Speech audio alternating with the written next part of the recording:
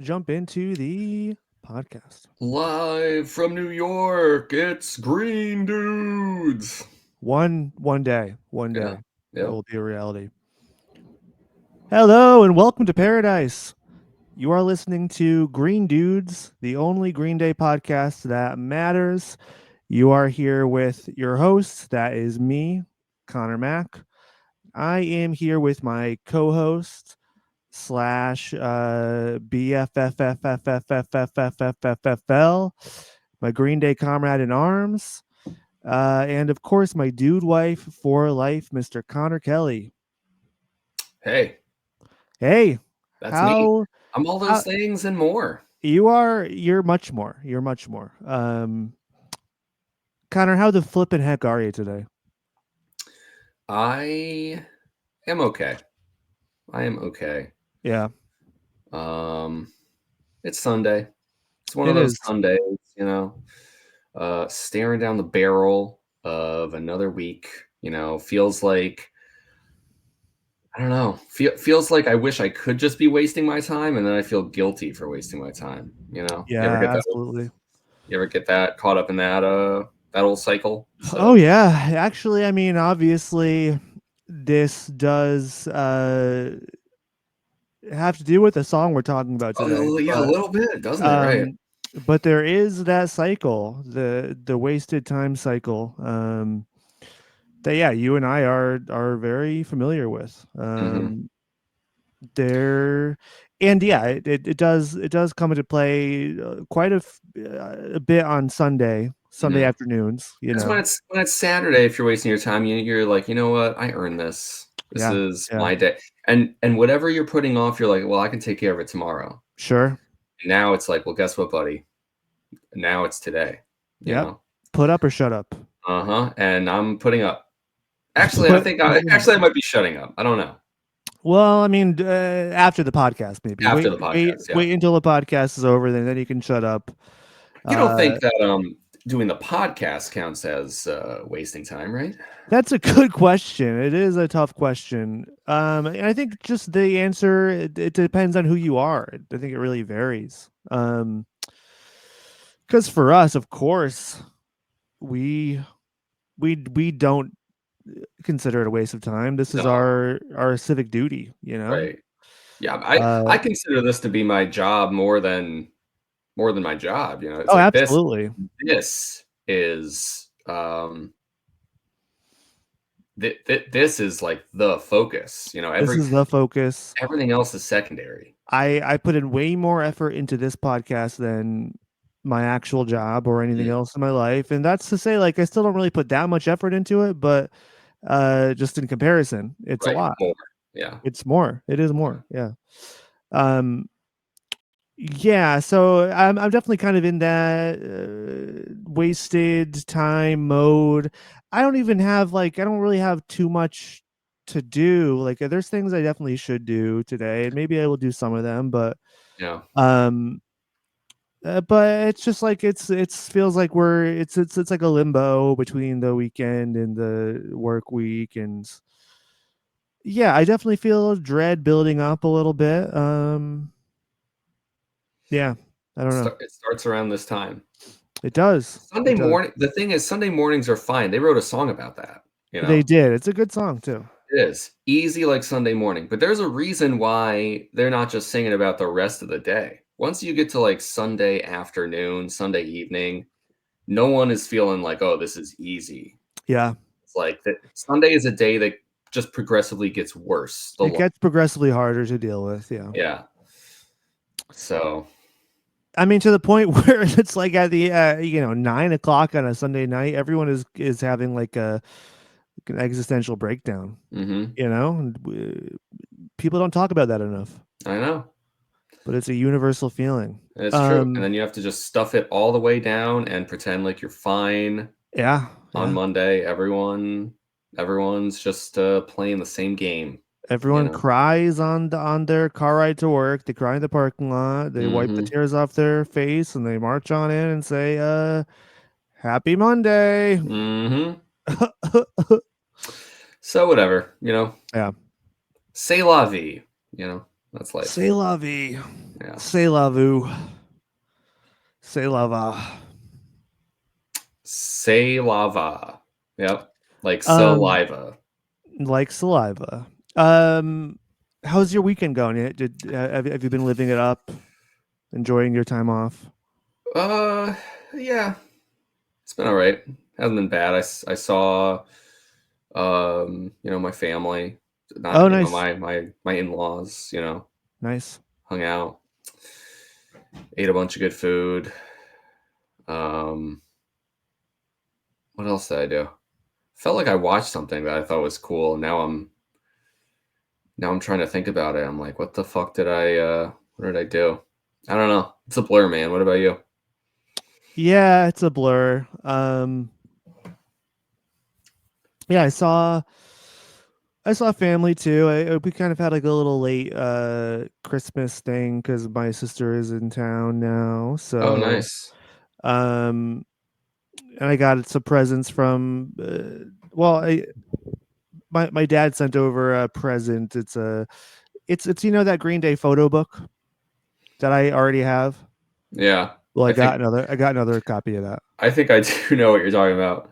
Because Cool. I think the cover is like Billy, Mike, and Trey, and they're like on top of a building in like New York I think City. There's I like think a skyline. they're on the Empire State Building, Yeah, I think. I know. Yeah. I know what you're talking Yeah. about. It's Yeah. like a blue sunny day, and there's like the Yes. skyline behind him. Yeah, so I have two copies of that book now. I might give maybe I'll give you one. Yeah, that'd be Um nice. yeah. But that's pretty much all that's going on. I'm not sure if you're aware, but yeah, the Green Day world, Connor, has they've kind of launched into action. They've sprung into action. They fired up their engines. They are Tell on me about tour. it. They are on tour once more. Um, they have played a few shows in South Africa Hmm. uh, over the last week. Um, their first time playing in South Africa, which is pretty exciting. Yeah. Um, and so I did want to bring up our bingo card Yeah. Okay. a little bit. Okay. Here, let's see if I can get a picture of this bad boy. Because uh, there are two things that we might have to mark off already. Okay. All right. And here Already, we are, January 26th. yeah. Which is, I feel like it is like a little bit. I don't know. It's like, why are they doing this to us so early? Yeah. I don't know. I feel like it's here. Let's. The month is not even out yet. Let's see. I know. All right. So, well, I can't get it up on the screen. That's okay. But so the two things that I think we might need to cross off Hmm. are, and this is the first one. One, they play a deep cut at a festival. Right. This has already Crazy happened. rarity. Right. A With crazy rarity at a festival. At the Calabash Festival in South Africa, Connor, they played Last Night on Earth, Oh, okay. which is certainly a deep cut. They don't play that very regularly. I think they are like rehearsing it to. I think they're going to play it at the wildfire benefit. I Hmm. think that's the idea, but they pulled that out, and yeah, I'd be remiss not to mention that. And then the other thing is, and I mean this, it's I don't know how much I'm not gonna harp on this because I don't know if it's not as big of a deal as the as New Year's Eve 2024 the MAGA controversy that Hmm. Billy had, but at the South Africa performance, um, Billy once again did change some lyrics around to let his opinion be known. And as they were in South Africa, Connor, you know what famous billionaire is from South Africa. Yes. Elon Musk. That's correct. Yeah. So Billy cleverly changed lyrics in American Idiot from not a part of a redneck agenda to not a part of an Elon agenda. Yeah. Wow. That's So there you go, huh? yeah, he's pulling no punches there. And that did land him in hot water with the conservatives. I do want to. There is this awesome Facebook page that I want to just pull up here and just look at some of the comments really quick.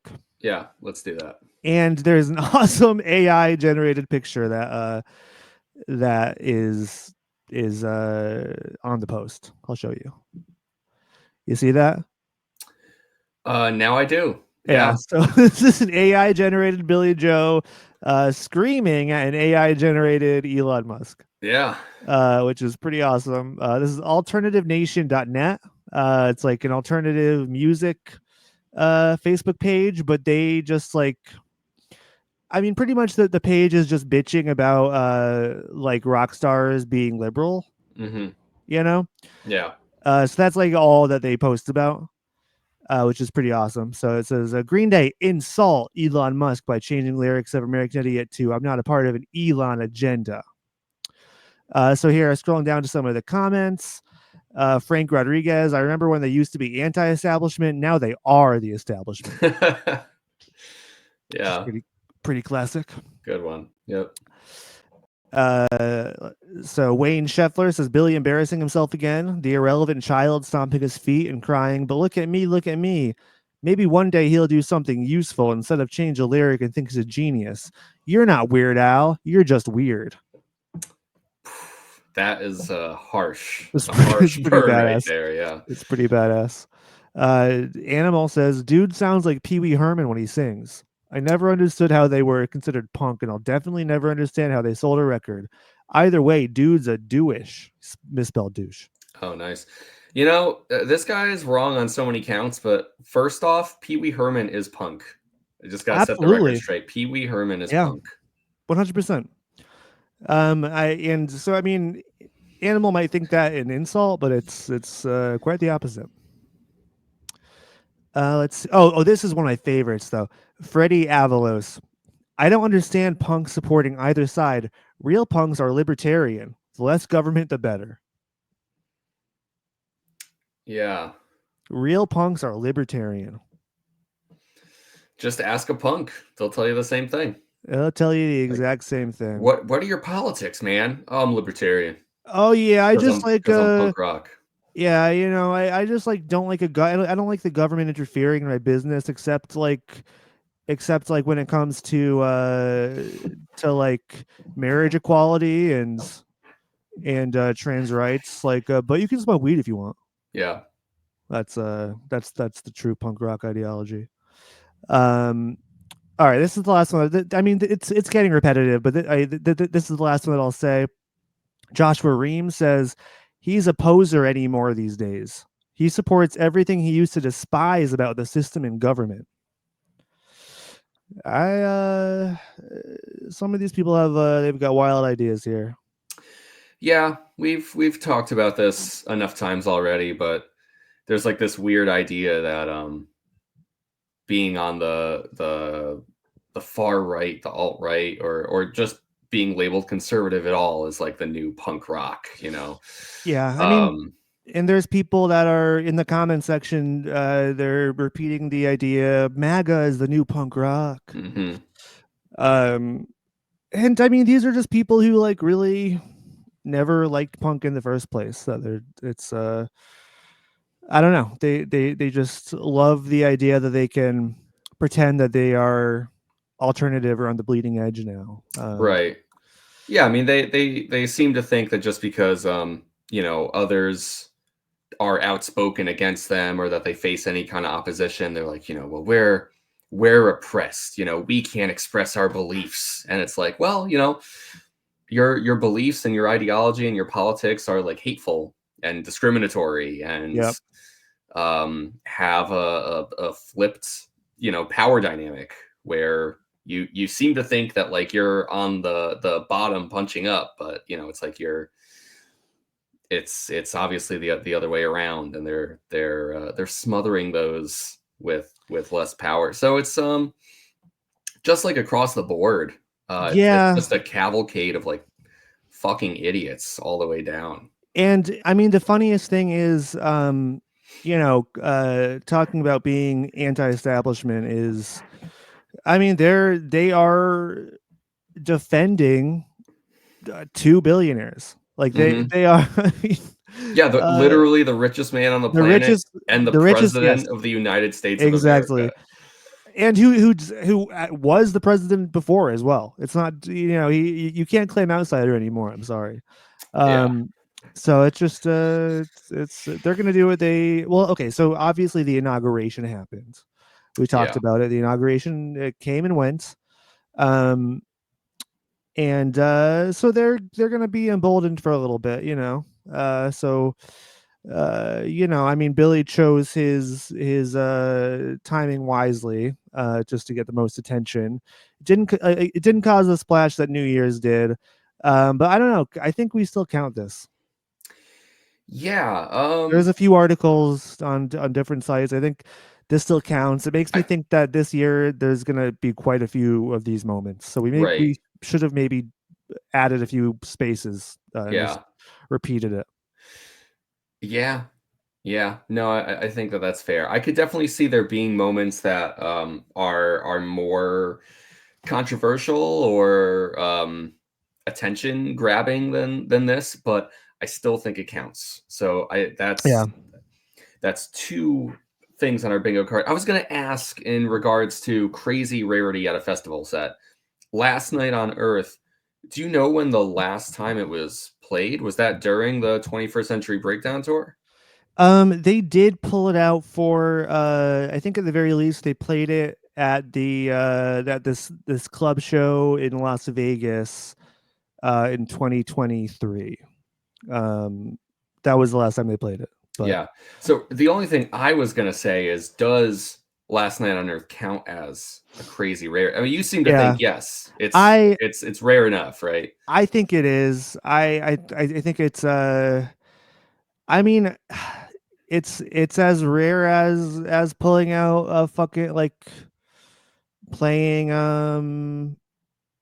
I don't know, Disappearing Boy or something. It's Yeah. actually even more rare than that, I think, if Mm. we're being fair. Like they pull that out once in the blue moon, but Last Night on Earth, yeah, they played it 2 years ago or a year and a half ago once, but before that, like you said, Connor, I do think it had been since the 21st Century Breakdown era. So um I I would count it. All right. Yeah. All right, let's count it. So that's two. That's two on our bingo card. We'll have to find a way to mark that and keep Yeah. track of it. But yes. We're gonna be done with this thing by like March. Yeah. It's gonna be over. Yeah, maybe. Um Once Billy goes to Canada, we'll be done. Oh my God, I know. Armstrong Family Vacation. Yeah. Um, okay.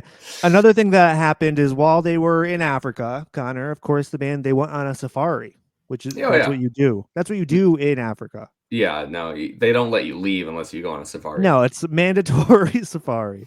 So I do want to play a little bit of this video that we were treated to, narrated by Mr. Trey Cool. Okay. We'll get your thoughts on that. All right. Can't hear it. Yeah. Am I supposed to be able to hear it? No, of course not. Okay. Hold on a second.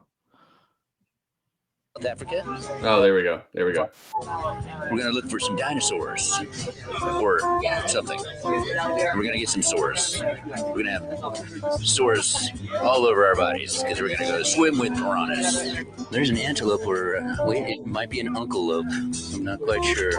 Get into the chiropractic field, and I'm sure that you have a lot of customers with those giraffes. We got some water buffaloes in the distance over there.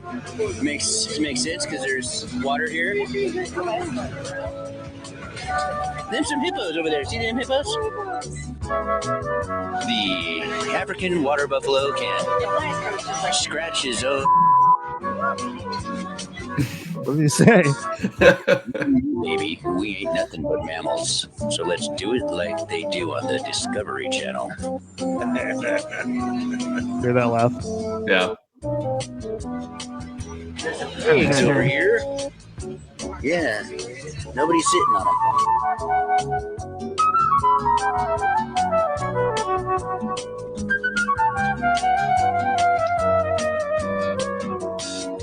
We were dressed up like a bag of chips, basically like a smorgasbord for lions. They just love meat, and we're all made out of meat. So I hope they're not hungry today.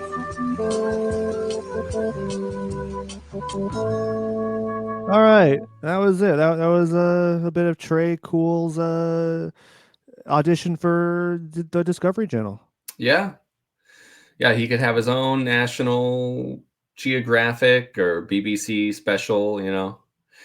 They do get a lot of celebrity narrators these days. That's true. Yeah. So maybe he could do that. I like the antelope unclelope joke. That one was pretty good. That was a classic Trey moment. I just that's the funny thing is he has a microphone in one of the clips. So it's was this a planned bit where were people egging him on, being like, Trey, you got to do this Discovery Channel-esque voiceover for our safari trip, or do you think it was all his idea? Well, I don't know. Either way, it's like it was planned. It's not like like this is all what do you call it? Promotion, I guess, in a way. But it's just fun to see him do fun stuff. Yeah, give us more of that stuff, Green Day. Yeah, you know, we get a little bit of mic action in the background. He sees a camera, he has to pull a face. That's always the case. That always has to happen, and that is always unplanned. That is spur of the moment. Yeah, that's always spur of the moment.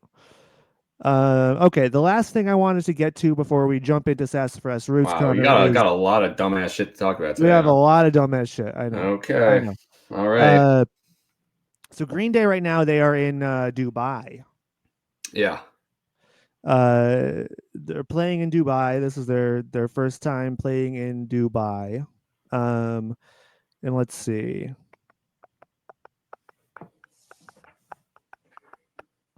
Here, give me a second. Okay. So there's a follow. There's more to this. Yeah. Well, so they've like really they've definitely made a point to play a lot of places that they have never played before, you know? Right. And yeah, so they're doing South Africa, now they're in Dubai, and I just wanted to bring up there has been some controversy here because Dubai, you know, is not great with human rights. Mm-hmm. It's you know, pretty much the deal there. I get is that like it's like a paradise for the wealthy, but the underclass, the lower class is they're treated as, you know, second class citizens.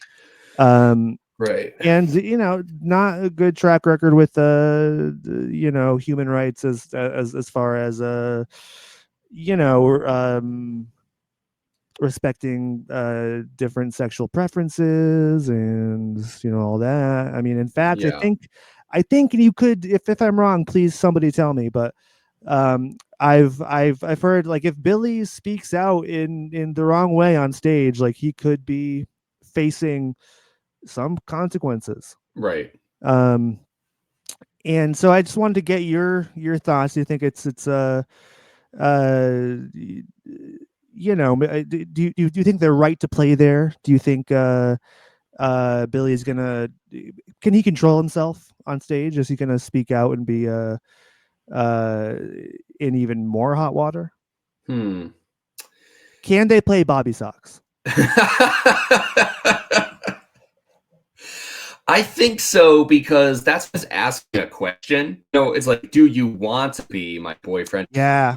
There, and all the whole audience is allowed to say no each time. They can respond That's in true. their heads or out loud and say, no, we don't like that, actually. And actually you can kind of like, maybe you can assume like Billy's asking that and it's actually a setup. Like if you were to say yes, then he'd be like, okay, you're under arrest.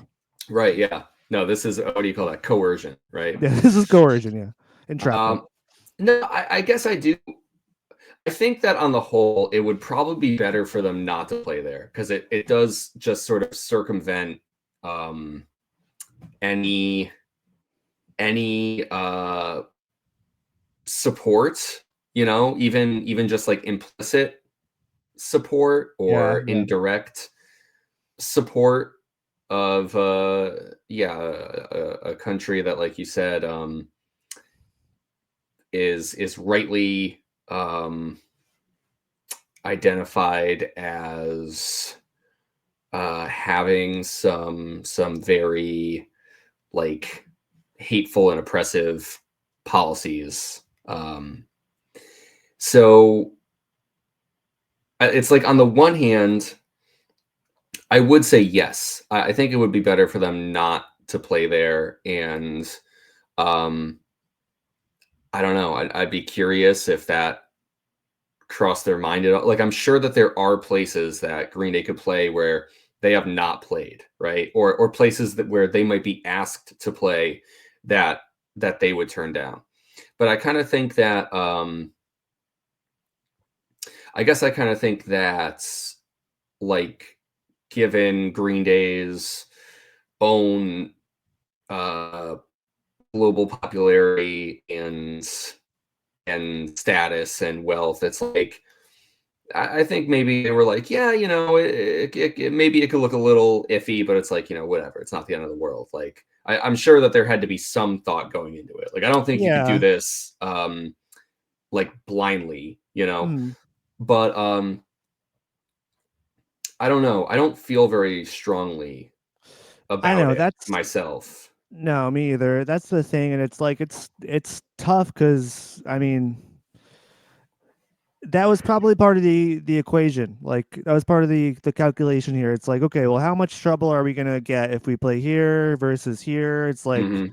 well, we don't have there'll be no Notes app apology if we play in Dubai. If we play in Israel, then we'll have to do a Notes app apology. Yeah. You know, Yep. so yeah, it's unfortunately this this is one of the things with the band where it's like they are politically progressive and socially conscious, but I think their desire to perform in different places sometimes outweighs that, you Yeah, know definitely.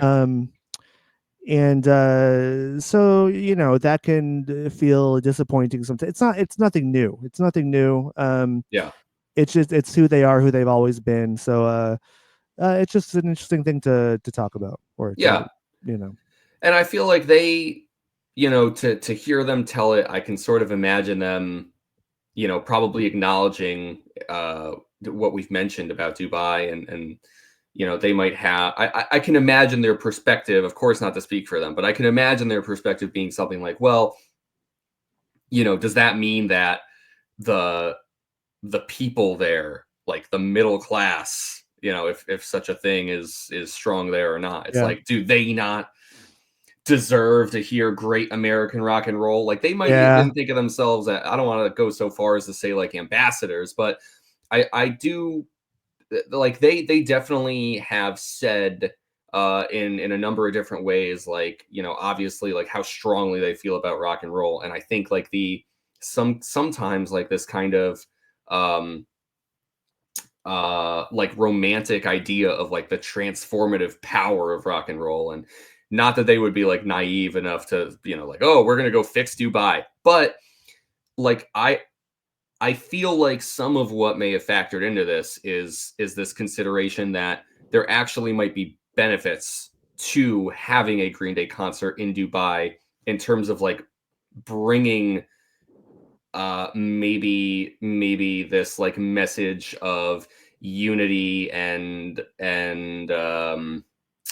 love and understanding that like Billy does try to build up. Like he's very big on like the the collective celebration that happens at concerts. And I guess I just have to wonder if some of what factored in their decision is like, could there not be some benefit to having a Green Day show in a place like yeah. this, like specifically because of those reasons, specifically because of what Dubai is and how I think Billy and the rest of Green Day, like what their perspective is on rock and roll and a Green Day concert specifically, you know? Yeah, absolutely. I think that's spot on. I think that is probably what they would say if they had to explain themselves. That would be the rationale. And then I mean, it's like I've seen stories like a couple of years ago. I remember Matty Healy from the 1975 got in trouble. I forget which country it was, but I think one of these performances was actually in Dubai, where he there's a part of of their show where I think he kisses another man on stage, and Mm-hmm. he did it at one of these shows and got into major hot water and had to like flee the country and stuff. Um there's like like, a lot of discussion from people that like there was a lot of people that like from America, like liberals who are like say, oh, that was so badass, like showing you know truth to power or whatever, or Mm-hmm. rebelling. And then but the people from the actual country were like, no, that kind of it sucked, because like now we're not going to get concerts like this anymore, because uh that's how seriously they take the rules. So it's like it's hard to say, like is it better just to do a normal show and maybe hold back and censor yourself a little bit, or is it better if Billy does something outlandish on stage and gets them banned, or Yeah. something? It's a bit of a tightrope to walk. I'll be curious to see if there's anything different Yeah. during the show than other ones. Yeah, no, keep tabs on that and please report back.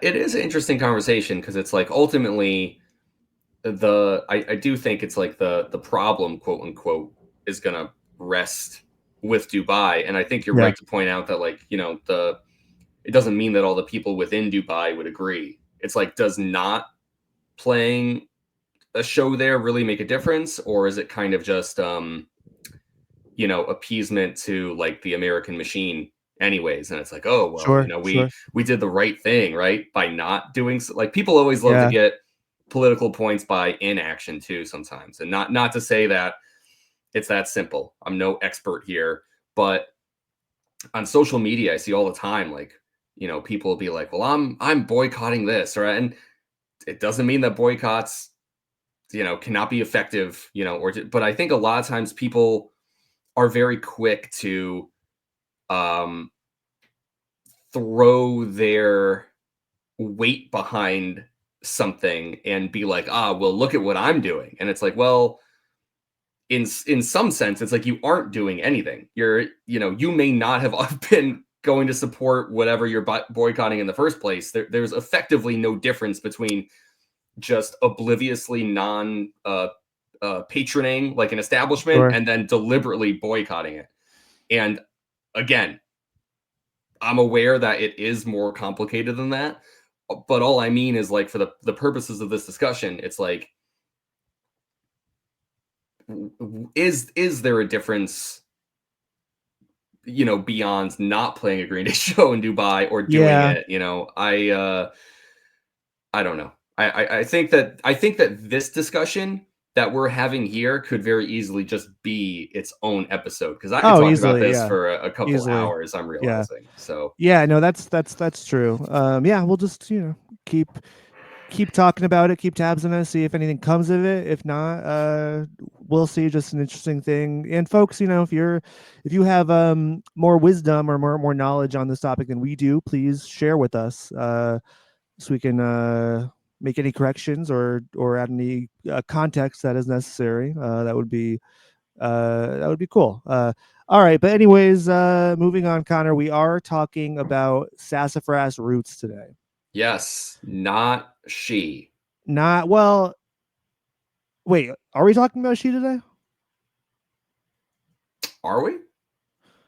Did I we thought we talk talked about that? about. Oh, we talked about that. We talked about that. I All right, know. so we're talking about Emily and Sleepus. That's right.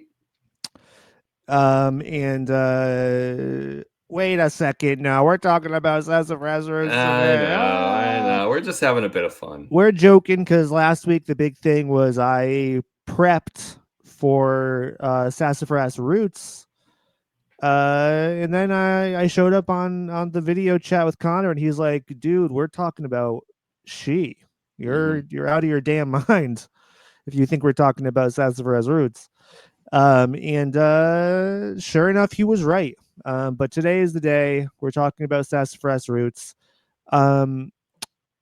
This is the 9th song on Dookie, Connor. It is sandwiched in between 2 major songs. Yes. Next week we talk about When I Come Around, which is crazy.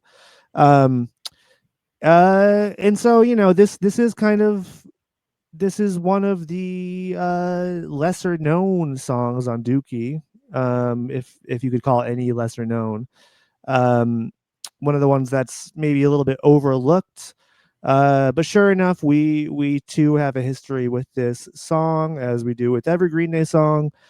So I did want to ask you the traditional question, Connor.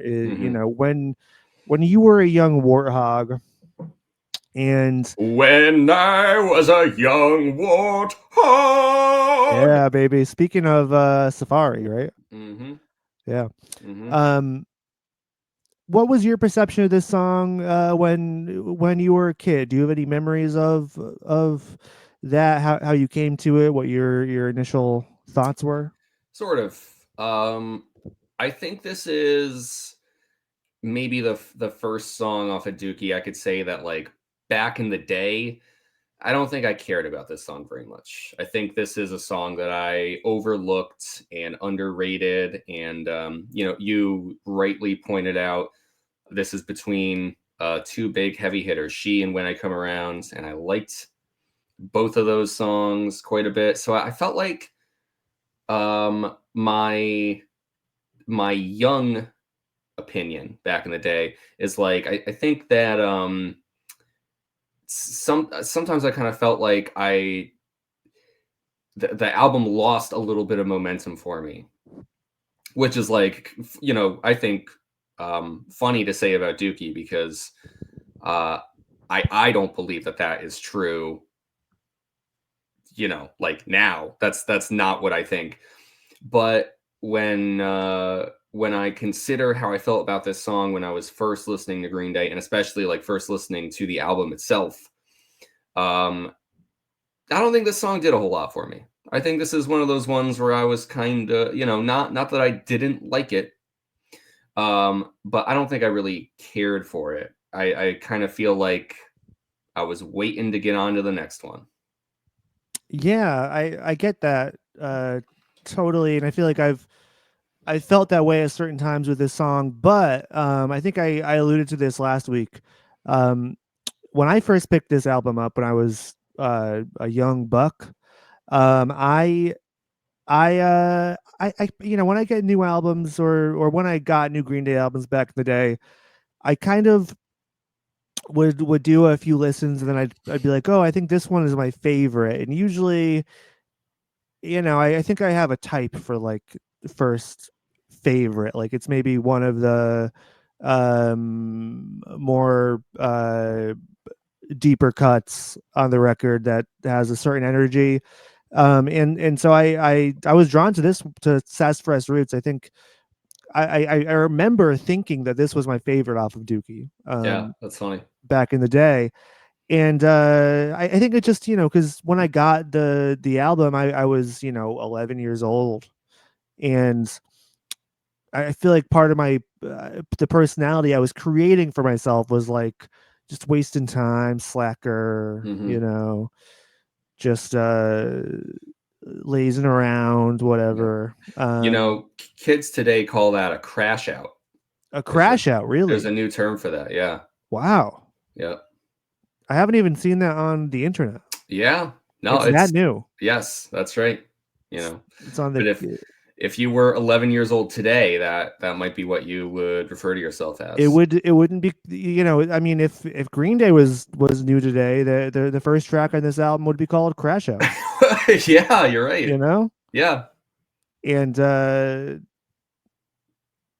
we should change. We should make up a Dookie track list that's just all Gen Z slang terms. Yes. Yeah. That would be funny. We could do Dookie, the brain rot version. Dookie, the brain rot version. Yeah, brain rot's pretty popular, I guess. Yes, yeah, it is. Okay. I didn't All mean right. to throw you off your track there, buddy. Sorry. Oh no, I'm just like trying. Let's see. Like having a blast would be Um, having a blast. having some Riz. Um, I don't know if that works Okay. as well as you think it might, but there's got to be something. Welcome to Paradise could be Welcome to Ohio. Welcome to Ohio.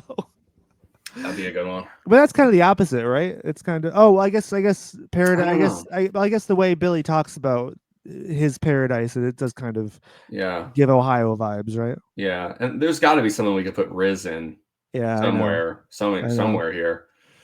I don't know. Let's yeah. Maybe just Sassafras Riz. I'm not sure. Sassafras Riz. That's it. That's perfect. Yeah. Okay. All right. Um anyways, what was I saying? Yes, so You you were Sassafras talking. Riz No, was okay. no. You were talking about how Sassafras Roots, even when you were first listening to this album when you were Yes. 11 years old, this was a song that you felt like was a favorite of yours. It was, yeah. And then I mean, as I got older, I think I did kind of grow out of it a little bit. And yeah, it's kind of faded into just the army of Green Day songs for me. Hmm. But seeing it live kind of did reignite some passion for me. Yeah. So Connor, now with you and your big age, Yeah. um It's getting bigger. it's getting bigger and bigger every year, every I'm day, every close to second. my birthday. I know, very There. soon. I'm getting there. Yeah. Yeah, and you're going to be 48. That's right. That's a big year. That's right. That's a And big but age. I look pretty good for 48, You do actually, yeah. don't I? Yeah. Yeah. Yeah. I mean, especially like your uh personality. Yeah, right. Like I haven't physically, crashed out yet. Yeah. you haven't crashed out. Physically, it's like you do kind of look your age, but like just Right. your like personality like really outshines that, and you got a very youthful exuberance, you know? Thanks. Yeah. Yeah. Yep. Like physically like 50, 51. Right. You know, Right. personality wise, like 34, 35. Yeah. Yep. You know. That's fair. That's how I feel. Anyways, how do you feel about Sassafras Riz these days? I yeah, I definitely like it more than I did. And I do feel like just listening to this album more as we're doing our discussion because I have been throwing on Dookie, when I'm cooking or driving, every now and then. It's not a constant rotation kind of thing, but every now and then I'll listen to the album. And this is a song that I find myself kind of liking more and more. I do think it's a bit of a sleeper hit because it does feel sort of unassuming, and I think on the surface it feels simple and repetitive, and um, but I think that's why it kind of has this tendency maybe to grow on you a bit more because there's layers to it, and I do think that there's aspects to it that like as you re-listen to it, like this is a song that sinks its teeth into you Yeah. a little bit more. So yeah, I do like this song more. um it's hard to say like how much I've come around to it because I wouldn't be like, oh, this is one of my favorite songs off Dookie. If we were gonna rank it track list wise, I'm not sure where it would fall, but I think that this would be like probably safely somewhere in the middle. Yeah, I think that's fair. So all I mean is I like it more. I'm excited to talk about the things that I think are interesting about it. And it is a fun song. I like where it fits into the track list. There's a good energy to it. That's what I think. Yeah, and I mean, you couldn't just go from She to When I Come Around. You need something in Right. between uh, to kind of act as a chaser, you know? Yes. Yeah. Yeah. I think that is important. It somehow it links those two songs and those two tones together. Yeah. Yeah, yeah. No, I mean, I agree. And yeah, we can dive into the song as a whole here. It starts or the individual pieces of the whole, The you know, pieces of the whole. pieces of the whole. Um, it starts off with an intro that's very cool. It's got kind of like these like like shambolic drums, kind of that's just like it's another one. It's kind of a unique intro. Yeah. In Green Day's discography so far, it doesn't fall into the usual intro tropes that they have mastered. Yeah. Yeah. I agree. Did you say shambolic? Is that a is that Did I a did I say that, is that a word? or was that something you said? I'm not sure. Well, I mean, I'm not saying Connor, that. I'm just okay. I did say shambolic. Yes. Okay. Do you know what And that means? is Do you know what that that means? well, I mean, you definitely just looked it up to see if you should feel stupid or Uh, not. no. What are So you do so fucking do you talking about? so do you know what it I means? Do you I know? no, I happened to have the definition right here handy. Right, gotcha. Actually, it Okay. means chaotic, disorganized, or mismanaged. Yeah, okay. Um, Yeah, it is a little yeah, shambolic. it's a All little right. the drums, especially towards the end of the intro, are feel a little bit shambolic. So, Yeah, okay. There's a um, shambology to them. Yeah. it's a yes, there is a shambology to them. Yeah. Um, Great word. yeah. So, we can start off with the drums then. I think I think you know, I mentioned the drums are underrated in She. I think they are definitely underrated in this song as well. Trey puts in a fucking killer performance. Mhm. There's I mean the you know, he's doing new things with this intro.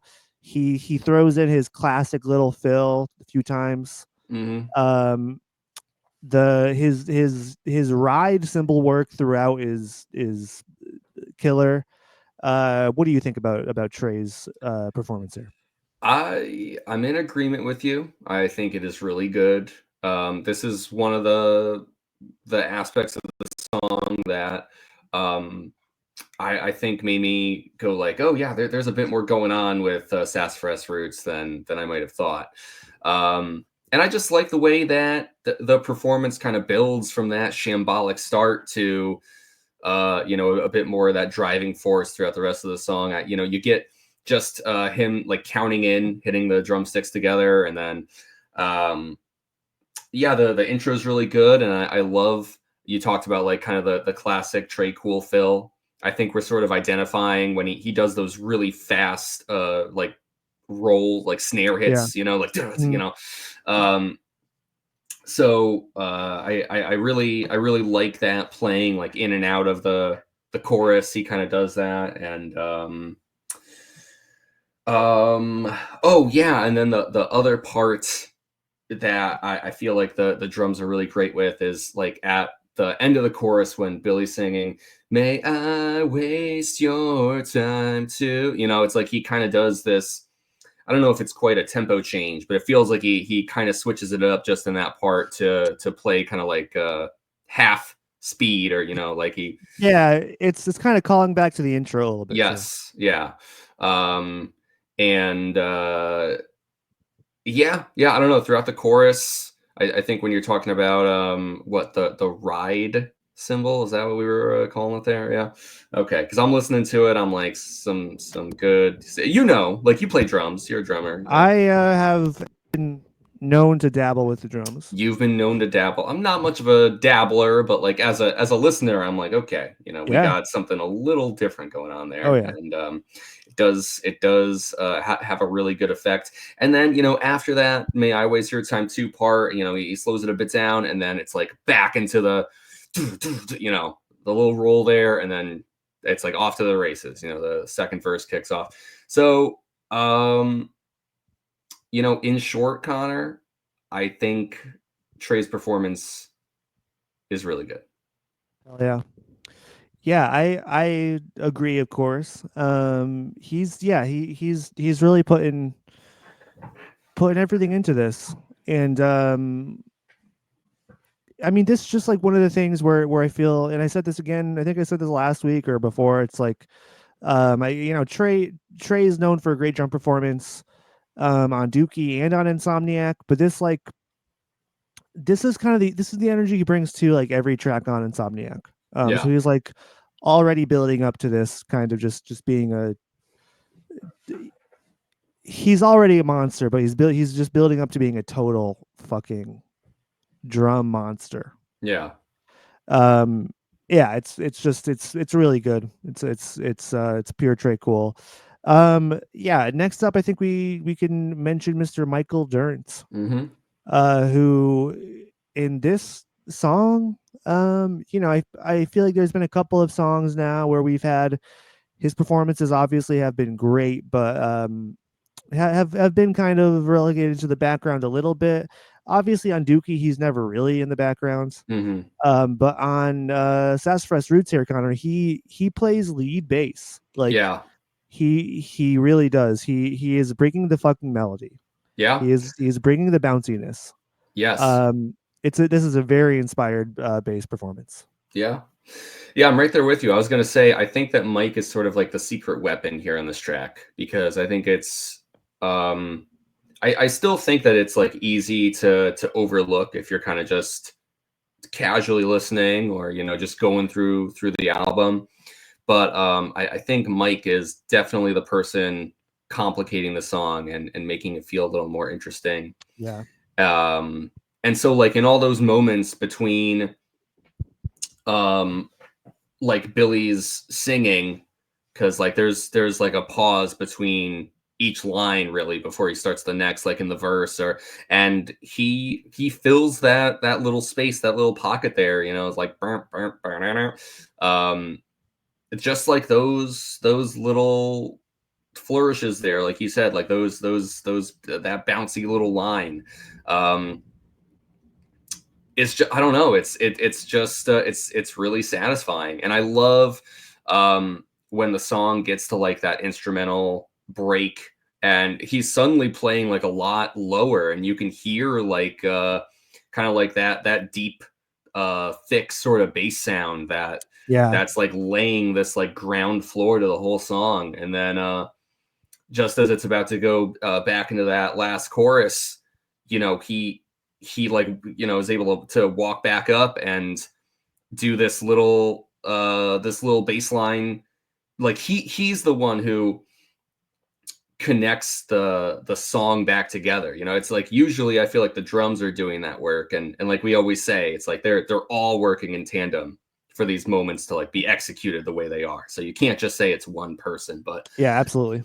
I think that Mike's line at the end of that instrumental into that last chorus is like that's really the connective tissue that I feel like makes that moment land. And I was like, man, yeah, like the bass here is excellent.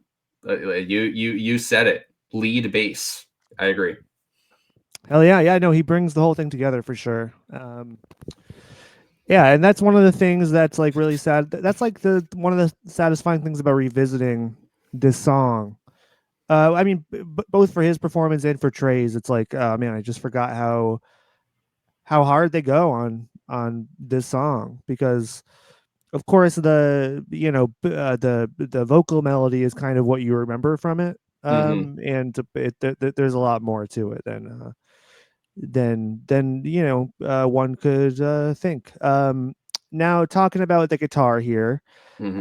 Mr. Billy Joe. I mean, I think he puts in a pretty good performance. It's there's a lot going on, so I think the guitar is really just it really feels like a vehicle just to get the song from point A to point B. But I think he's doing some cool stuff here.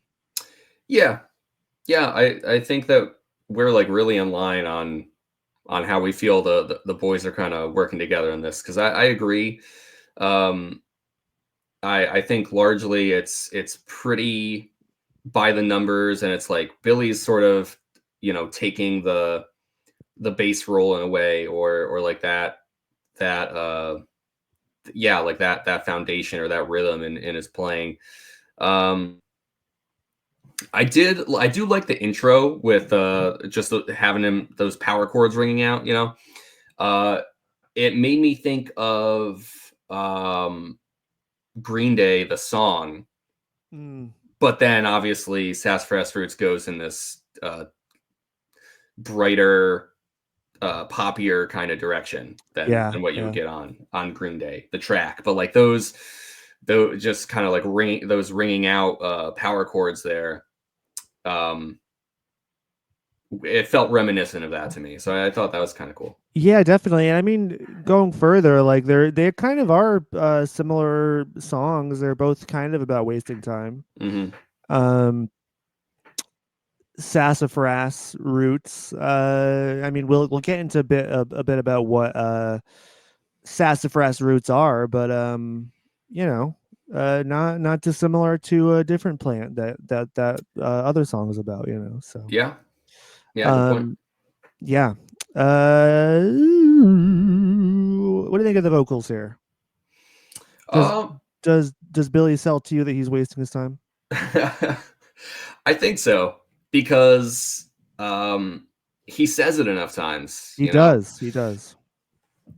Yeah, I do like Billy singing, and I think the way that like the song lyrically, it feels like it keeps looping back on itself, very intentionally. I think because it's leaning on the whole like wasting your time motif, it, even though there is this forward momentum with the drums and the bass, it's like I think that Billy's performance sort of gives it that like stuck in the mud kind of feeling, almost like something on Redundant, right? Which is kind of much more like heavily leans into that idea. But yeah, I feel like that's there, and I think that Billy's performance, still pushes that idea in this song. Yeah, and I mean, I think some of the delivery is really well thought out. I mean, we'll get into the lyrics, in a second, but how he delivers some of these lines definitely sells that he's a crash out. That's right. This is the crash out anthem for the modern day. Yeah, absolutely. With on that note, Connor, do you want to jump into the lyrics? Into the lyrics, yeah. You want to hit me with a song? Yes. Here we go. Goes a little something like this. It goes like this. Like this. Goes like just like this. Oh my god. It goes a 1, 2, 1, 2, 3, 4. Just tell me the words I might have known. The words I might have known. The words I might have known. All right, good job. I might have not known that, but I remembered. The segment you might not have known. All right, Connor, are there any lyrics in Sassafras Roots here that you had questioned, or any mistakes you had made?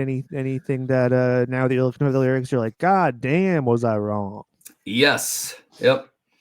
It's funny because if you just sing "Wasting Your Time," then you know more than half of the song already. Yes, very true.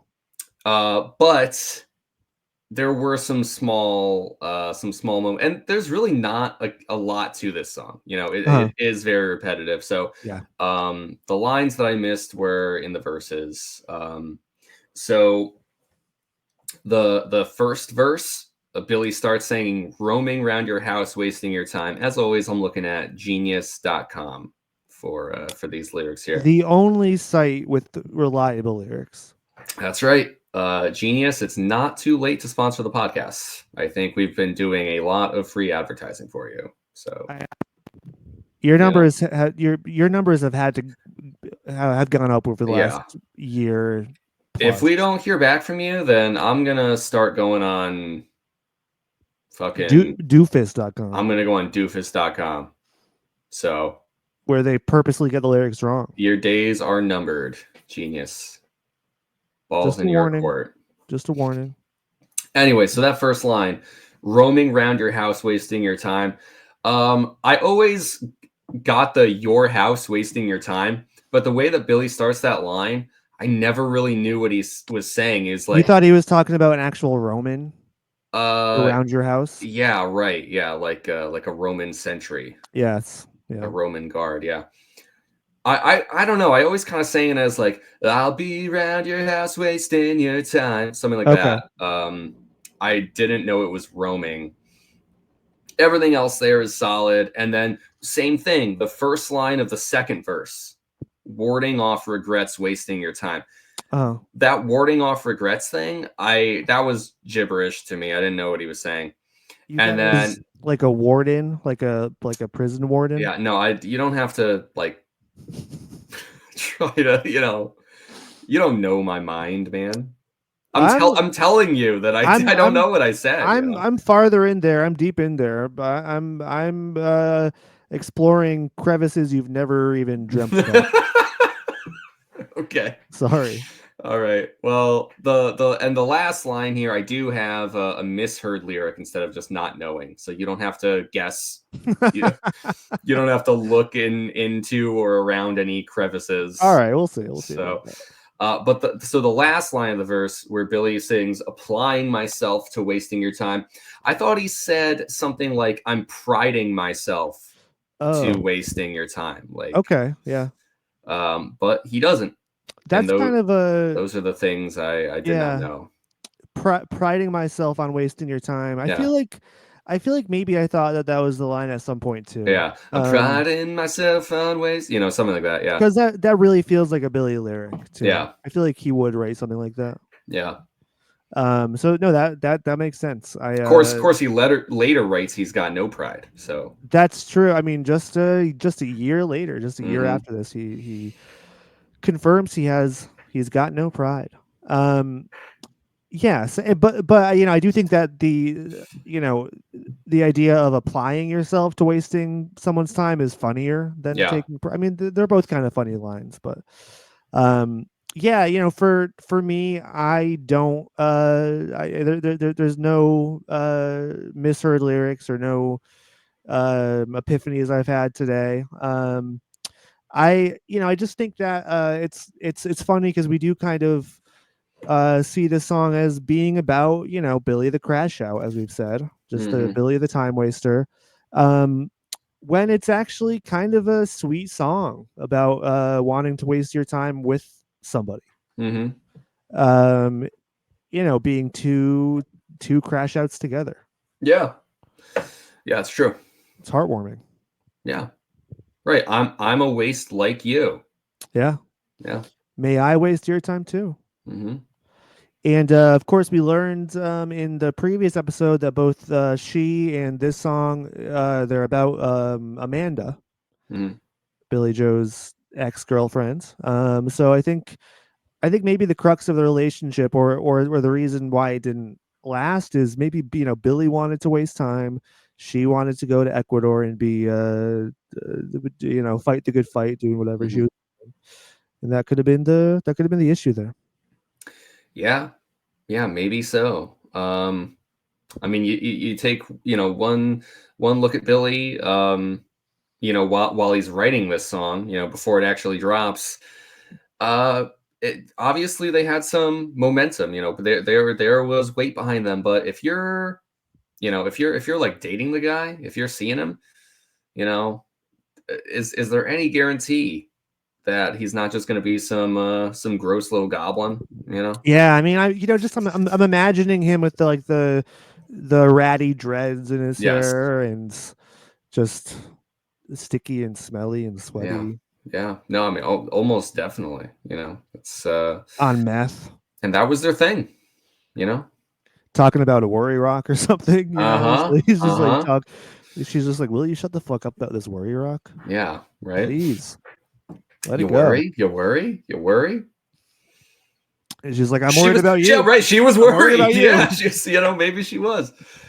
There Yeah. was some worry there. Rightfully so. Rightfully so. Um, one thing I really want to mention, my favorite moment in this song, with the vocal delivery here, is how he delivers smoking cigarettes. Yeah. There's just like, I don't know, smoking cigarettes. There's Yeah. just like a little teeny tiny twang on it that gets me every time. Yeah. Do you have any moments in the lyrics here or in the vocal delivery or anything like that you wanted to call out before we move on? Yeah, I mean, I do really like with the way he sings the verses, especially in general. So yeah, I think that that's just a great like melody, Yeah, you know. it is. It just works. So I do love it, and he does have kind of that I don't know, when we've talked about like Billy and his like slacker Billy, I think we described him as, and like sometimes it almost feels like he's too cool or too apathetic to sing his own songs. So like the line just sort of like spills out of him. It's just this like kind of garbled sort of drawl, and there's a few moments like that on here where it feels a little bit more like noises rather than Yeah, yeah, than a fully constructed enunciated word. But that's the charm of it, and that's exactly. Yeah, exactly the point, it's so very in line with the song. yeah.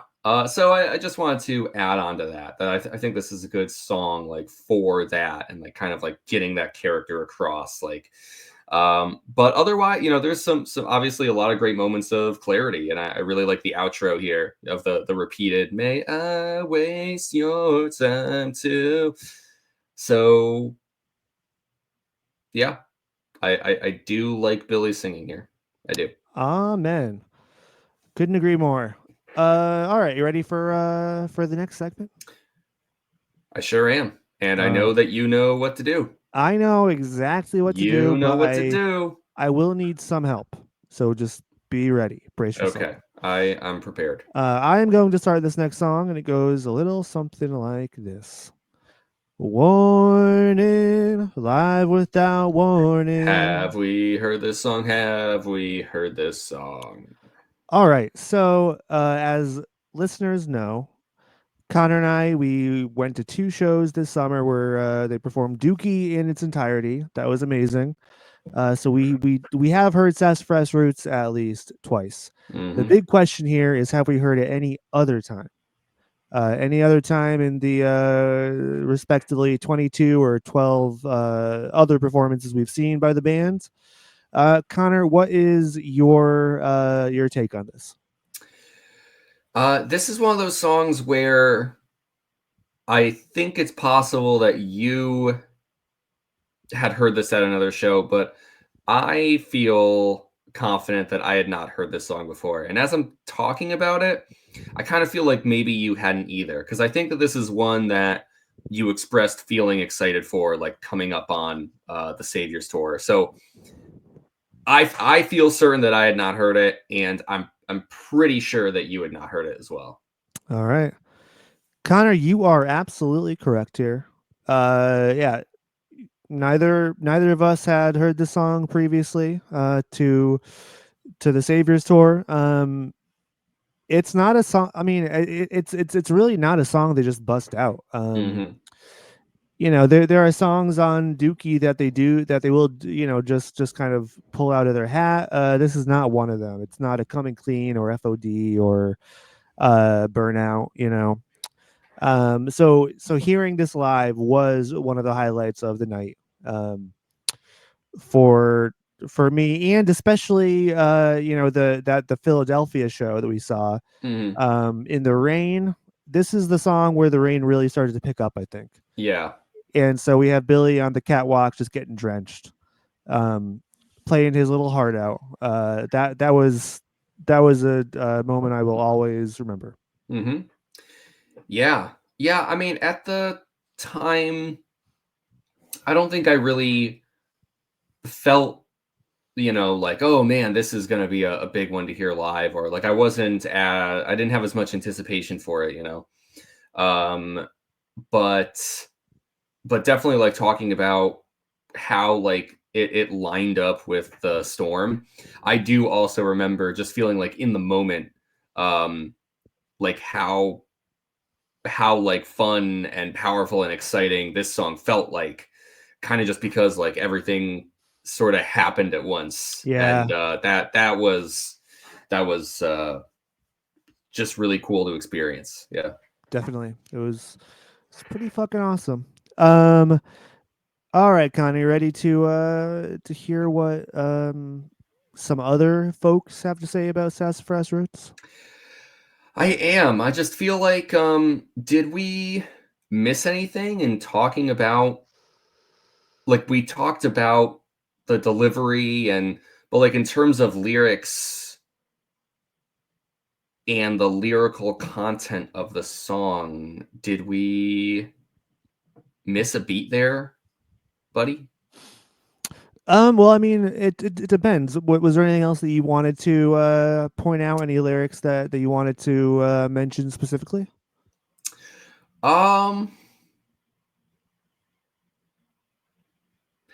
I guess maybe just building off that idea a little bit more, where you were saying like, hey, at first this song might feel like it's just kind of like a loser anthem, and yet it's really more so about um kind of wasting time with someone together. And um you're in a relationship long enough, like that's just going to be something you're going to experience whether you're doing meth or not. Totally. Yep.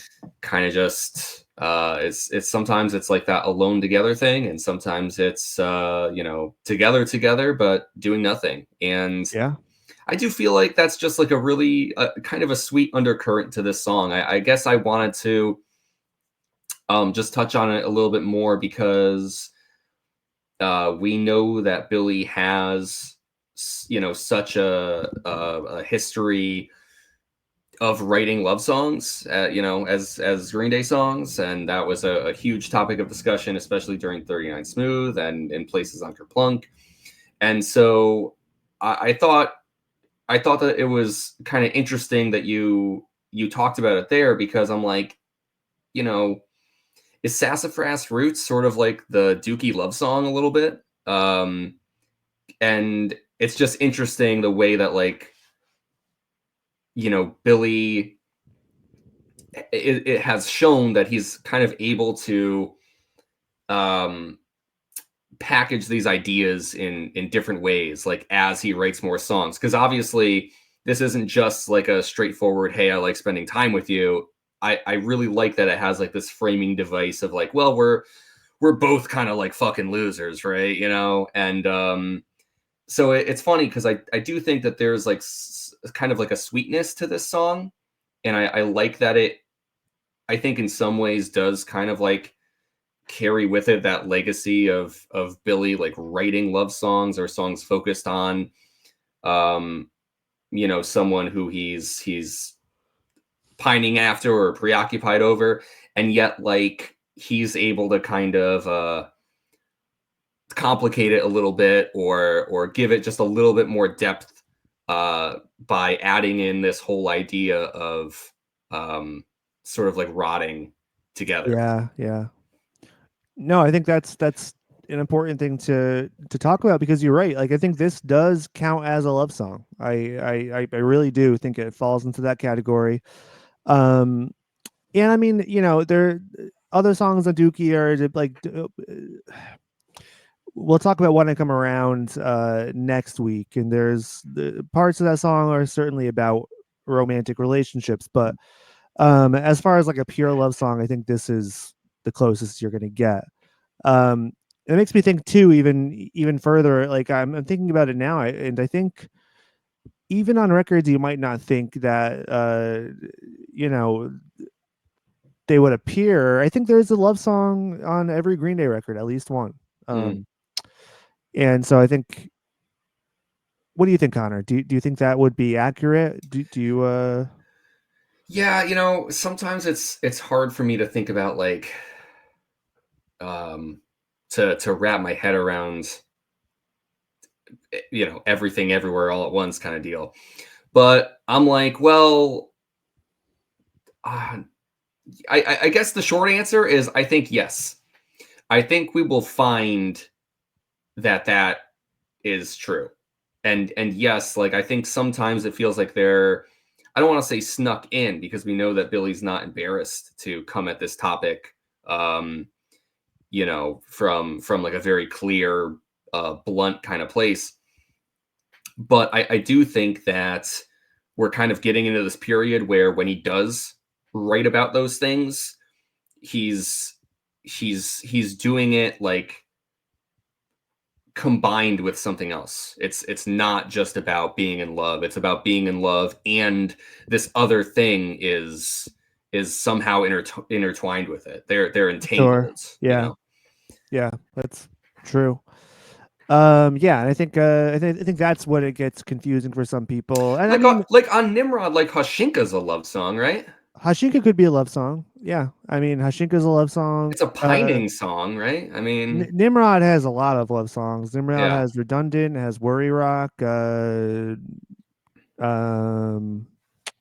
Because I was just thinking about, like, obviously we're gonna be talking about Insomniac next, and I was like, I don't know about Insomniac, but there is a love song on Insomniac. and then like Warning, you have Church on Sunday, like, Yep. Yep. so yeah, I feel like The Insomniac was the only one I couldn't think about. the only one I think to me, I think Foam might be the only one that does not have a love song.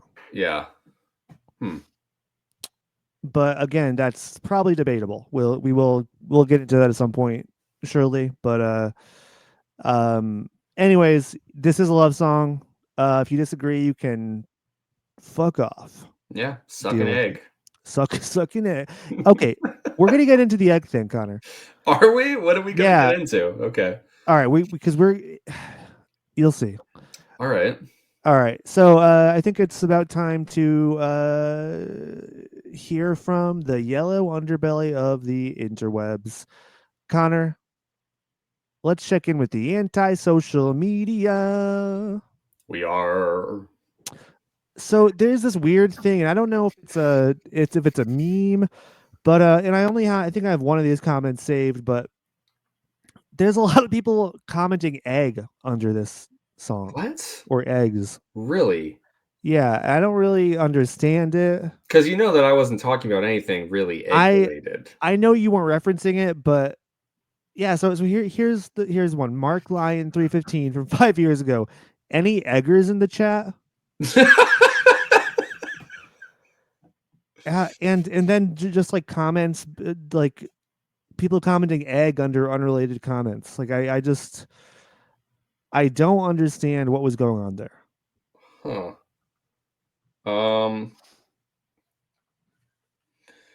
I don't know, man. So yeah, here's an example. Okay, here's an example. Jazzerman 3044 8 years ago says Green Day is cool in all caps. Miss Leslie Lotko replies, egg. Then Speed King replies to Miss Leslie Lotko, egg. Yeah. I don't know. I'm befuddled. The first comment when you said any Eggers in the chat, I was like, well, maybe they're really big fans of Robert Eggers. Yes, maybe they love Nosferatu. But now, like, you get a comment that's just egg, egg, egg. Maybe they are really big fans of the Amanda Show. Yeah, And actually, they're like, I like eggs kind of deal. That was a classic Amanda Show bit. Yes. This is possible. A lot of these comments are from a time where I'd be surprised if they knew the Amanda Show, but you know, that is a possibility. Anyways, if you can open our eyes to the egg world, the please let us mysteries know. of the egg. Please crack that egg open for us. We would appreciate it. All right, so diving into the comments here, we have Johnny75 channel from 1 year ago. Johnny says, "Thanks, Green Day. This is beyond wicked awesome. In '98, my buddy and I had a forestry job doing herbaceous brushing in a 100-mile house, BC. and we bought Dookie on cassette tape at a gas station and listened to it on repeat in my buddy's LADA that we used to get out to the bush and back every day for the whole contract. Long live Dookie. Nice. These comments, because we get these a lot on like, I guess, like the more classic parts of Green Day's, like talking about Green Day's early discography. It's pretty common to find one person who has a story of like, yeah, man, when this like just dropped, I was listening to this on there was that other guy who like one track was always scratched or skipped, and he was like sleeping in his car. And all I'm trying to say is like, these comments, I don't feel like they particularly resonate with me. They're not typically going to be like voted comment of the day, or and our experience as kind of lame milk toast suburbanite losers, that's we didn't really have that experience. And so I don't really feel like these always like resonate with me, but I love hearing them. I love reading them and thinking about like all these tiny little individual like punk rock stories that these people have, and then just like went on to like keep living their lives. Like, what does this person do now? Like, I know. I just wonder. I don't know. I mean, what's more punk rock than doing herbaceous brushing while listening to Sassafras Roots? I don't know. Probably voting for Donald Trump. It's probably the only thing I could think of that's more punk rock. Or buying Trump coin. Yeah, Trump coin. How many Trump coins? Supporting Elon Musk. How many Trump coins did you buy? I don't want to divulge that information. Sure, I don't want to put a target on my back. But suffice to say, Connor, I have a little bit of my own fortune stored up. Let's just leave it at that. And I just want to let this be known that I made sure to buy one more than you. So I am just a little bit better. Just a bit better off. And just a little bit more punk rock too. Just a little bit more punk rock than you. As always. Next up we have Ryan Acera from 1 year ago. Ryan says, I literally lost my virginity to this exact song. That's why I love it and always remember it. All right. Good for you, Ryan.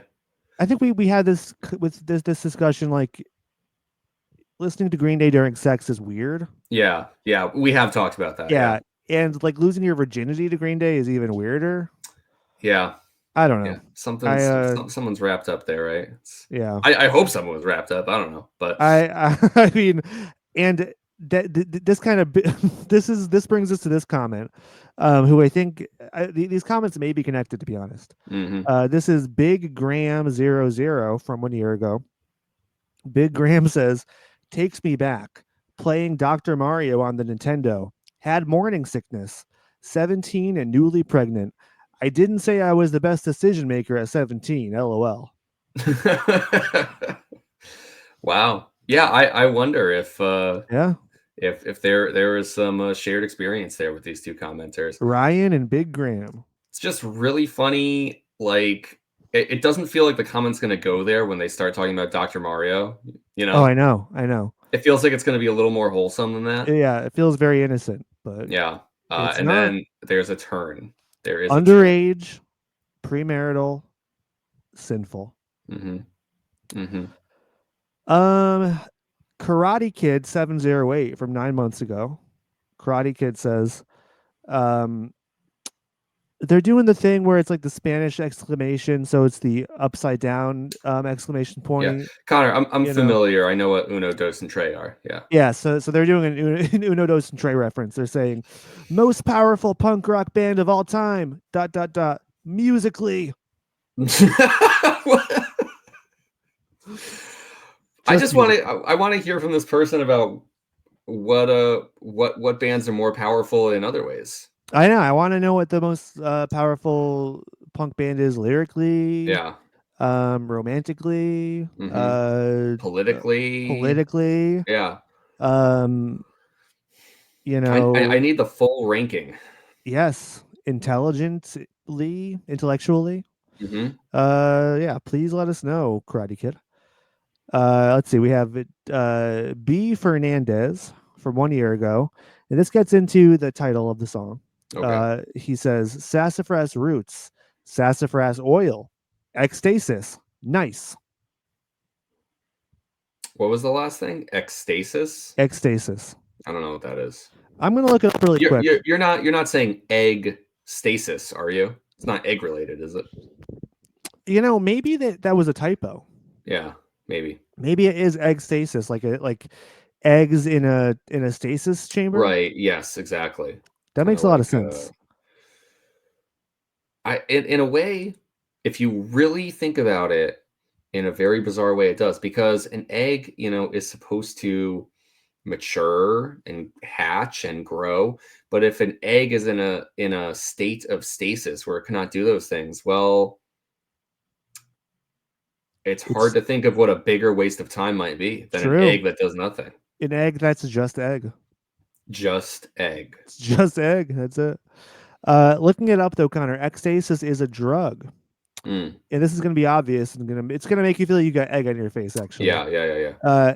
ecstasis is a drug known as MDMA, also known as ecstasy. Oh yeah, Yeah, so that's I see. that's that. So yeah, I mean, there is some talk about what this song is about. Some people think, well, here we'll get to a comment about people who think this is about ecstasy, but the reality is that Mike named the song, Hmm. and I think he just thought it would be a cool name for it. I'll just mention too, since it sounds like we're going to talk about it. This is one of those things where, when I was younger, I just assumed that this was a drug reference, Yeah, and I also thought it was supposed to be like a funny marijuana reference, which I know now in my older age and my experience and my wisdom, I know that not to be the case. But I remember, like, being 13, and listening to the song and thinking like, oh, sassafras roots must have something to do with like the marijuana plant, right? yeah, Like this that's must, another name. because they're it's like they're so high, they're so baked that it's like they can't do anything. They're so fucking lethargic that it's like they're just wasting their time smoking pot all day. They're having a green day. So sassafras roots must be pot related. It is a logical connection. Like, and I Yeah. think I definitely had that idea as well at some point. And we'll get into that in a minute. But G the Gate, but the truth is, I'm sorry, Connor, but the truth is too, because we're going to talk about it more, is that all I know is that I don't know nothing. You know what I'm saying? yeah, Because as I got older, I never cared if I realized, just like contextually at a certain point, I was like, oh no, it's not that. But then I yes, never questioned, like, what is sassafras roots? I never looked it up. So I don't know, you we know? were waiting until today That's right. to So find out once and for all. I think a mystery is going to be solved today. Yeah. A We'll see. long-standing Green Day mystery. We will see, or maybe just another question. Who knows? We'll find Okay. out. Now, Uh, now I'll let you go on. You can go on. G Gates 5371 says, anyone else listen to Dookie while taking a Dookie? I'm not sure I ever have. I definitely have. Definitely. Definitely, because you would listen to music while shitting all the time. That was one of my favorite pastimes, Yeah. honestly. And it's something I don't do as much anymore. Yeah. And I miss the days when I would just like that would be like my relaxation time. I'd just Hmm. be on the toilet for like an hour or something, just Yeah. chilling out. Just listen to a full album, marinating in your own shit. Yeah, that's the way to do it. It is. That's the way to Yeah. do it. I can't sit on the toilet as long as I used to be able to. That's what happens when you get older. My body doesn't let me. Mm-mm. Um. All right. So let's see. Boo, boo, boo. Well, here. Okay. I belong 9505 says. So was it Durnt or Billy that really ran the show? Either way, classic NorCal punk. Yeah. I mean, are we just talking about just musically, like from what we were talking about, and it's Yeah, like I don't know where that point is coming from, I but think it's coming. I think they probably know that Mike named the song, and then yeah. they're like, oh, maybe he's the mastermind behind everything. Hmm. Of course, it was Mike all along. Right. Duh. It's got to be it. Billy's just a puppet. Hmm. Okay, so we have I Ika Sil- Ika Salonen Ika Salonen 7661 says, I feel that Green Day have always been an honest band. Now that I have to take American foreign policy under my command. What?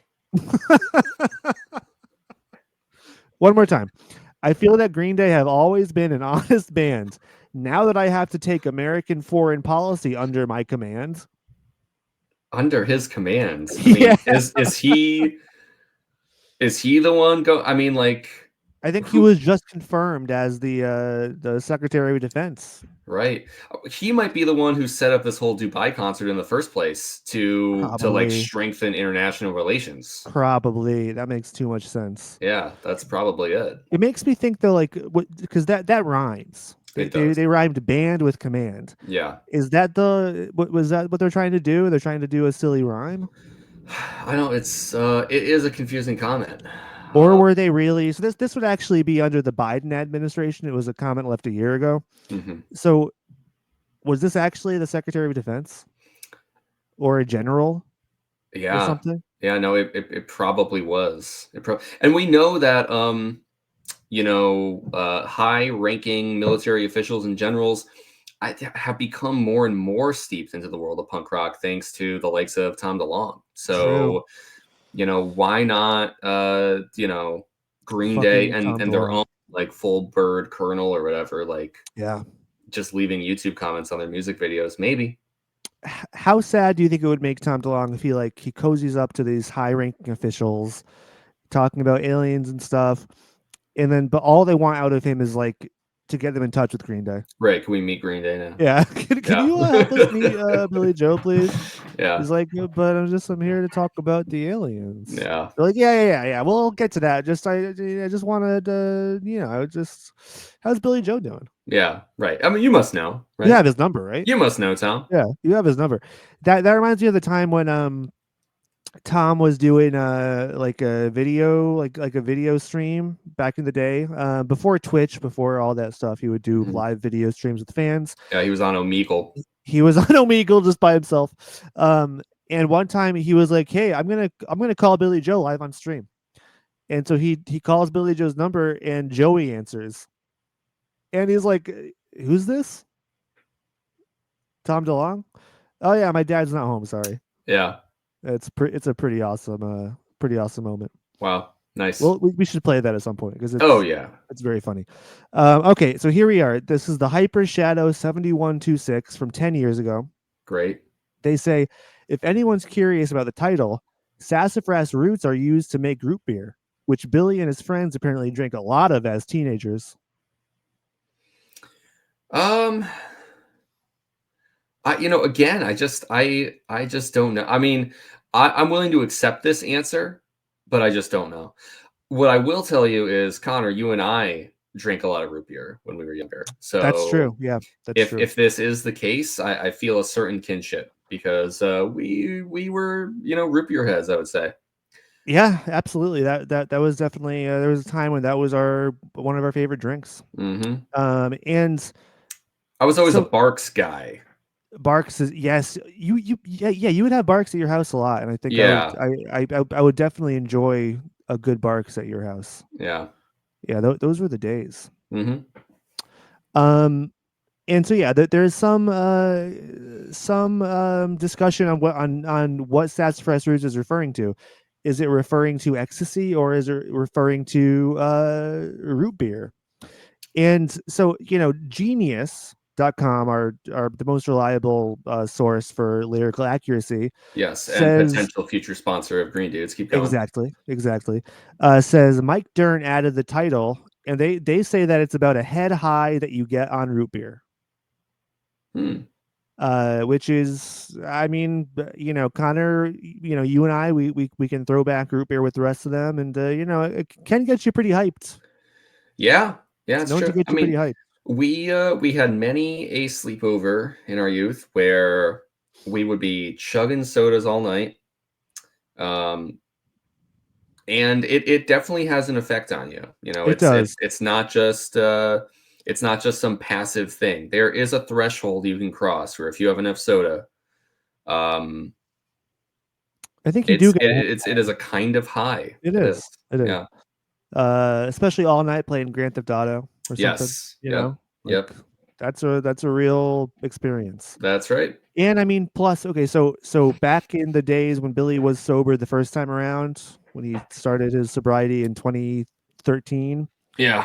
he was caught drinking a lot of root beer that year. He drank a lot of root beer. Hmm. So I think it maybe is one of his favorite drinks. Yeah, maybe there's something there. Maybe there's something there. And then there's a response in this uh to this thread, and they say this is Fallen Beret 7955. They say Harambe, the song is about Amanda, Billy's ex from the Gilman days. Harambe posted that? Well, no, they're saying Harambe, the song is about Amanda. Harambe the song? It seems like they're trying to claim that Green Day has a song called Harambe. Which they don't. As far as I'm aware, they don't have a song called Harambe. Unless that's going to come out on a Hillside Dance or something, you know. That could be the lead single of their B-sides compilation. And Yeah. that, what year would that have been recorded? Um, What year was the Harambe popularity? I think the Harambe peaking? thing, I mean, would have been like I want to say like 2014. 24, yes, because Coney 2012, then after that was Harambe Yeah. 2014. Yeah, that makes sense. Okay, next up we have Zimmy Girl 777. Zimmy says, smoking cigarettes, wasting your time. Sounds like my sister. Wow. Sorry, Zimmy girl. I mean, I don't know, kind of a cool it sounds like a cool chick. Yeah, maybe. And now we have even more muddying of the waters on the title here. E Perfect 197 says, a sassafras is a sassy kind of person, and roots are where they originated. Wow. So that's what the song's actually about. It's about a sassy person, and their roots are just where they're from. I guess that makes sense because first line of the first verse, roaming around your house. I mean, the house is typically where people live. You It's the know, roots. your house is usually your home. Very often. Very often. Yeah, So, yeah. And we do know that Billy and company, you know, Green Day, they are sassy. They're quite sassy. Sassafras roots. So, Connor, I'm afraid we're not going to get to the bottom of this this title today. I think it remains in question. Yeah. There are a few possibilities, some with more legitimacy than others, but the world may never know. I got a few more here. Okay. There's what happens is there's a few people that kind of they get into an argument here based on understanding the song, and pretty much what it is I think it's an 11-year-old and a 12-year-old arguing about who understands the song better. Yeah. So Mario Fanman 100 from 13 years ago says they're responding to at I Love Green Day 28. They say, you're too young to understand the deeper meaning of these songs. Yeah, I mean, they'll sound catchy and the guitar will entertain you, but I doubt you can make sense of and relate to the lyrics at your age. At the very least, I know you have no clue what Burnout is talking about. It's okay. I was 11 once upon a time too. Okay, and what do they say? So they say let's see. Okay, so I Love Green Day 28 responds to Mario Fanman 100. They say, I do know what burnout is about. Burning out means getting high, smoking weed, cocaine, you know.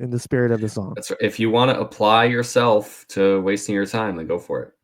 Last but not least, this is kind of in line with the other comments that we read here, but not part of the same chain.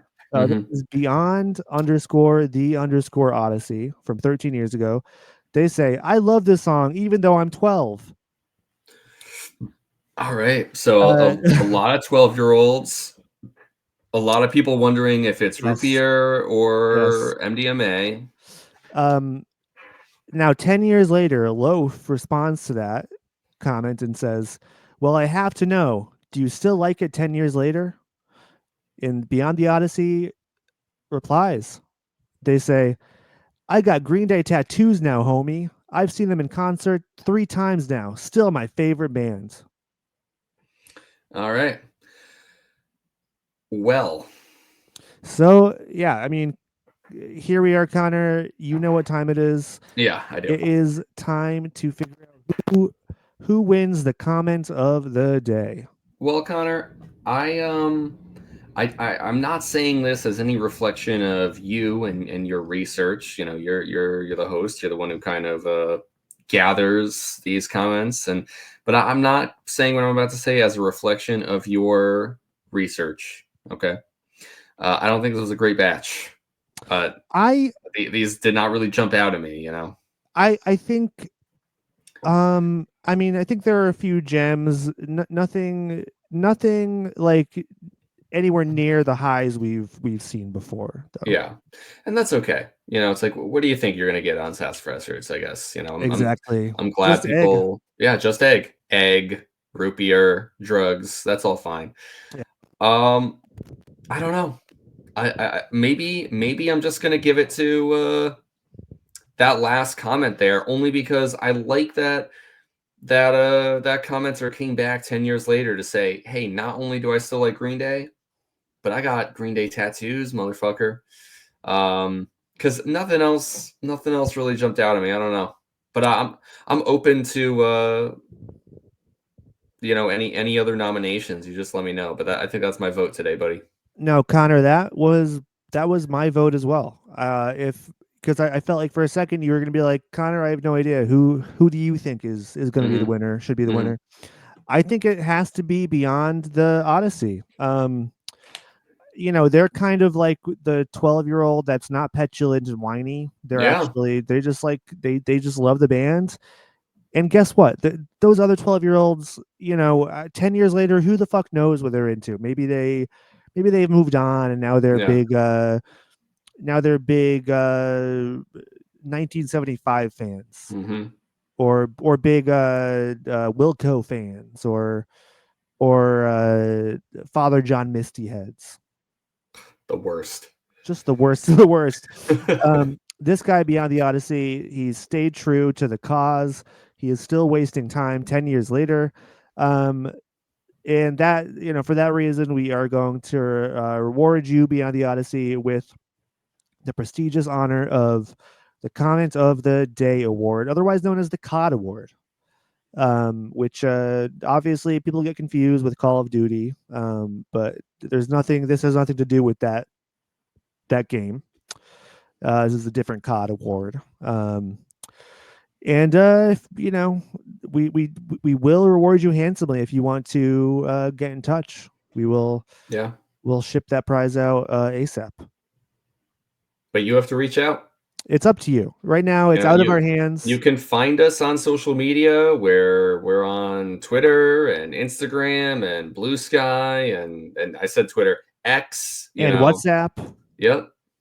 And Red Note. An email and Yahoo, AOL, AIM, Newgrounds, Omegle.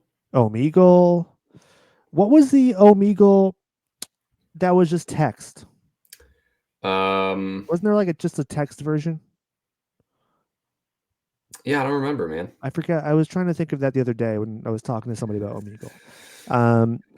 Anyways, folks, thanks for listening. Next up, we have When I Come Around. That is another massive fucking song.